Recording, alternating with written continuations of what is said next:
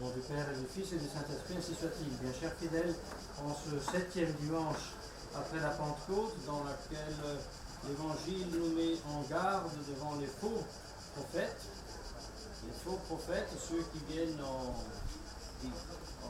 apparence d'agneaux et à l'intérieur ils sont des loups, rages, qui dévorent leurs brebis. En présence de cet évangile, nous sommes bien conscients que cet évangile s'adresse en grande partie justement aux pasteurs, à ceux qui prêchent. Et qu'il faudrait pour nous qui prêchent, quelqu'un qui nous prêche ces vérités et nous fasse simplement trembler dans le péril de donc annoncer la vérité et vivre le vice. C'est bien le prêtre au début de la messe qui se plie en deux, confesse qu'il est pécheur et implore les assistants, le ministre de l'autel et même l'assistance fidèle de prier pour lui, et on prie pour lui. Miserator te omnipotens Deus, dimissis peccatis tuis. Mais cela ne va pas nous empêcher, cela ne nous permet pas de ne pas en même temps démasquer les faux prophètes. Le faux prophète le plus extraordinaire, peut-être de ce siècle, le siècle passé, c'est bien le communisme. Se présente comme celui qui défend les intérêts des pauvres, ceux qui sont donc exploités par les riches capitalistes qui les font travailler et qui les rendent dans la misère. C'est bien cela un faux prophète. Et vous voyez, il n'est pas possible de ne pas tirer l'attention sur un fait très grave qui est avenu ces derniers jours et dont tout le monde a eu connaissance, le fait que Francis Bergoglio ait reçu et accepté en main un symbole de ce faux prophète, un symbole de cette religion satanique qui est le communisme, le socialisme. Vous voyez, alors on a essayé d'interpréter, mais oui, mais peut-être ce marteau et cette fauche, c'est simplement le symbole des martyrs du communisme. Parce qu'en effet, il existe des représentations de la fauche et du marteau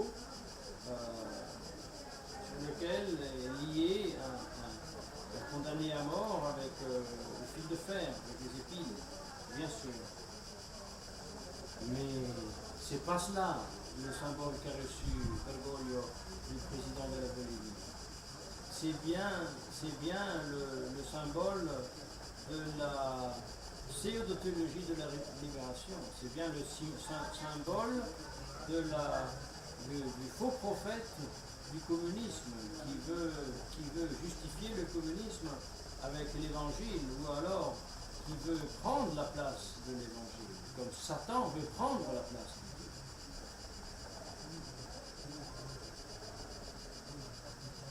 Et là, il est important d'approfondir un petit peu ce symbole pour comprendre mieux la gravité du geste de celui qui a accepté recevoir ce symbole avec le Christ dessus.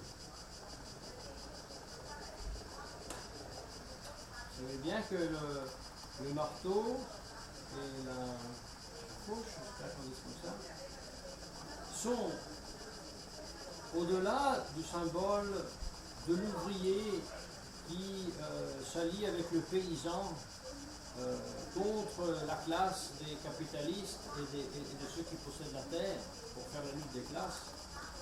au-delà et bien avant, même chronologiquement avant ce symbolisme, la fauche et le marteau sont des symboles maçonniques qui font partie même déjà du premier degré d'initiation à la maçonnerie. Ce sont les symboles de la force, surtout le marteau est le symbole de la force et du pouvoir avec lequel on détruit la religion. Cette force et ce pouvoir qui ensuite est symbolisé aussi par le poing fermé. La fauche est l'emblème, par contre, dans la maçonnerie de la philosophie, entendue comme remplacement de la religion. Philosophie maçonnique. La philosophie maçonnique qui se résume, si nous voulons, dans les trois paroles, le slogan liberté, égalité, fraternité. Liberté qui signifie la destruction de toute autorité civile, ecclésiastique et domestique, aussi l'autorité du père de famille. L'égalité qui est la destruction de deux dignités, la dignité royale et la dignité sacerdotale, et la fraternité qui est la destruction de tout lien avec la patrie, avec la famille, avec la propriété. Voilà la fauche donc qui représente la philosophie de cette maçonnerie. Et donc le symbole communiste, la fauche et le marteau, ne sont d'autres qu'une émission de la symbologie maçonnique, d'où d'ailleurs aussi tout le communisme, la révolution communiste dérive. Et c'est donc, elle dérive de cette maçonnerie qui, elle, à son tour, en dernière instance, est une religion qui adore Satan et qui promeut la domination de Satan sur le monde. Voilà que donc ce communisme n'est pas loin du tout de son apparent opposé, le libéralisme, qui poursuit le même but, à travers une autre voie, la voie justement qui, au totalitarisme mène, c'est-à-dire le libéralisme. Oui,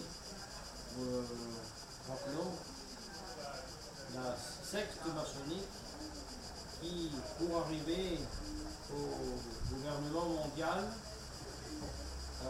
s'est proposé tout d'abord de détruire, d'enlever dans des peuples la notion de Dieu, la notion de religion, la notion du transcendantal. Et comment faire? Il faut parcourir le libéralisme. Comment libéraliser tous les sens, les 5 sens? Et en les libéralisant, faire pénétrer par les 5 sens, voilà le vice. Le vice, c'est surtout le vice de l'impureté. Oui, parce que la fauche et le marteau sont aussi le symbole de la révolution sexuelle. C'est pas le moment de donner les explications de ce symbolisme qui d'ailleurs pas difficile à comprendre. Et voilà donc la fauche et le marteau, le symbole du communisme, être en dernier ressort un symbole qui unit même le apparent opposé du communisme, le libéralisme, pour la marche au triomphe de la religion de Satan, opérée et mise en œuvre par la maçonnerie. Et c'est pour cela qu'il n'est pas possible de ne pas rappeler et condamner et démasquer, condamner dans la mesure, bien sûr, qu'on puisse le faire. Nous n'avons pas d'autorité de sentencier par voie judiciaire, mais nous avons le devoir, comme baptisés et confirmés, de condamner comme contraire à la foi, comme destructeur et excludeur de l'Union catholique, oui, parce qu'un tel acte, comme les actes des rencontres interconfessionnelles d'Assise, exclut de la foi catholique, et par le fait même de l'Église catholique. Et quelqu'un qui pose un tel acte se exclut lui-même du catholicisme et même du corps visible de l'Église catholique. Ceci est rappelé pour tous ceux qui penseraient peut-être encore toujours, oui, ce sont des mauvais papes. Les mauvais papes du Concile qui promeuvent l'apostasie. Mais ce n'est pas possible. C'est contraire à la constitution divine de l'Église. Il n'existe pas de pape qui promeut l'apostasie. Ah oui, il peut y avoir des papes qui pêchent.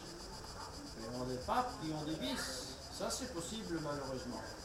Mais justement, puisque le pape est infaillible mais non pas impeccable, voilà que comme il peut pécher contre le 4e, le 5e, le 6e, le 7e commandement, le 8e, le 9e, le 10e, ainsi il peut pécher aussi contre le premier commandement. À la différence que, tant qu'il pêche contre les vertus morales, il est un pécheur, il reste pas infaillible. Mais s'il pêche contre la foi, publiquement, alors il perd sa charge. C'est l'Église même qui nous l'enseigne.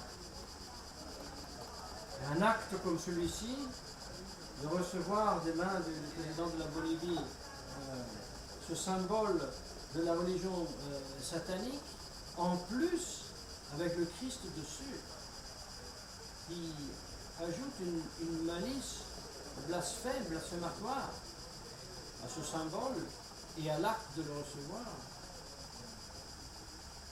C'est pas possible de ne pas faire les conclusions et ouvrir davantage les yeux. C'est pour cela donc que nous demandons à la Sainte Vierge Marie de nous tenir la grâce